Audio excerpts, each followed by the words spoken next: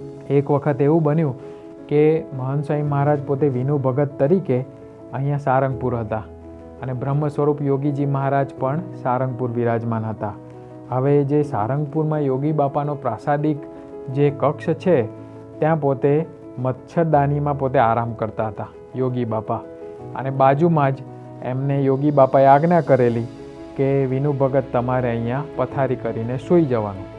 હવે ઉનાળાનો સમય હતો, મચ્છર ઘણા હતા અને યોગી બાપા તો મચ્છરજાળીમાં, એટલે બધા મચ્છરો વિનુ ભગત ઉપર આવે.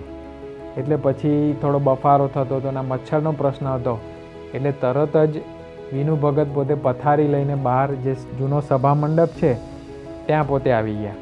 અને હજી તો પથારી પાથરીને જે આડા પડવા જતા હતા ત્યાં જ પાછળ પાછળ યોગી બાપા આવ્યા. અને યોગી બાપાએ તરત પૂછ્યું કે કેમ મને એકલા મૂકીને બહાર આવી ગયા, કે ચલો તમે મને એકલા મૂકીને બહાર આવી ગયા, કાલે ઉપવાસ કરી લેજો. હવે આ તો કેવી કસોટી કહેવાય. પણ મહંત સ્વામી મહારાજ વિનુ ભગત તરીકે કંઈ જ બોલ્યા નહીં, અને આ તો યોગી બાપાની પ્રસાદી છે એમ જાણીને એમને આવી રીતે પૂરેપૂરો ઉપવાસ કર્યો.